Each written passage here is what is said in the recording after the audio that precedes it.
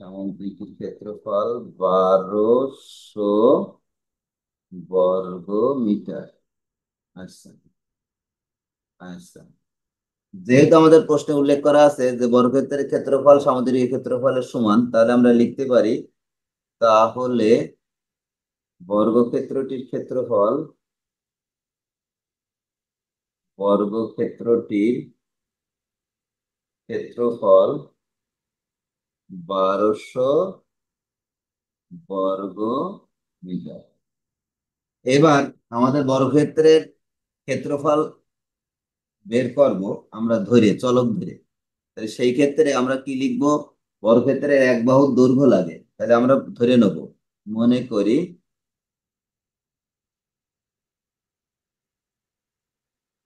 বর্গক্ষেত্রটির বাহুর দৈর্ঘ্য ক মিটার। তাহলে বর্গক্ষেত্রটির ক্ষেত্রফল, বলতো বর্গক্ষেত্রের ক্ষেত্রফলের সূত্র কি? বর্গক্ষেত্রের বর্গক্ষেত্রের ক্ষেত্রফল দৈর্ঘ্য গুণ প্রস্থ। ধ্যাৎ, এটা আয়তক্ষেত্রের ক্ষেত্রফল দৈর্ঘ্য গুণ প্রস্থ। না স্যার, বর্গক্ষেত্রের হ্যাঁ, বাহু গুণ এক বাহু।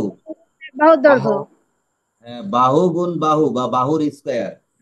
বর্গক্ষেত্রের ক্ষেত্রফলের সূত্র বাহু গুণ বাহু বা বাহুর স্কয়ার, ঠিক আছে? জি। এই, তাহলে যেহেতু বাহুর দৈর্ঘ্য ক, তাহলে বাহু গুণ বাহু, তার মানে ক গুণ ক। তাহলে ক গুণ ক করলে কি হয়? ক স্কয়ার বর্গ মিটার। বুঝতে পেরেছো? জি স্যার। আচ্ছা, এবার আমরা নিজেরা বের করলাম যে বর্গক্ষেত্রের ক্ষেত্রফল হচ্ছে ক স্কয়ার, আর হতে পেয়েছি বর্গক্ষেত্রের ক্ষেত্রফল 1200। তাহলে শর্ত মতে আমরা কি লিখতে পারি?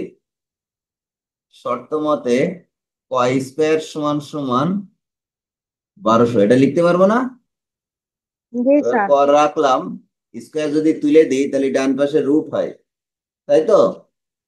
বা ক, এবার 1200 রুট করবো, রুট করলে কত হয়? 1200 রুট করলে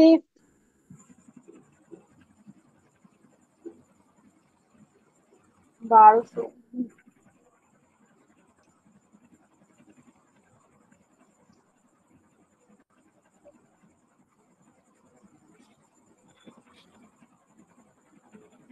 34.64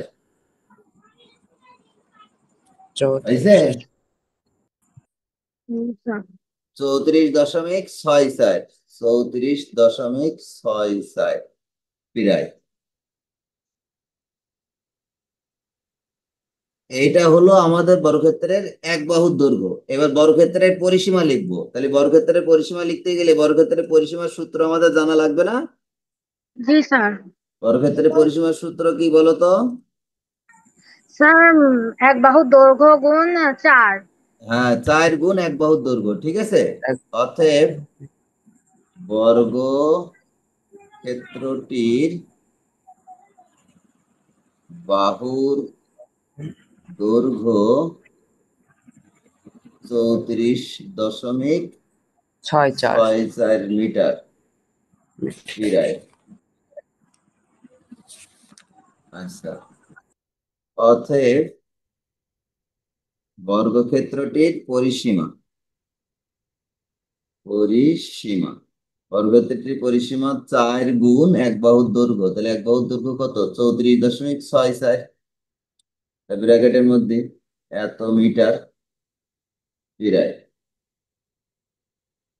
তাহলে 4 গুণ 34.64 যদি দিই তাহলে কি হয়? 34.64 গুণ 4, তাহলে 138.56,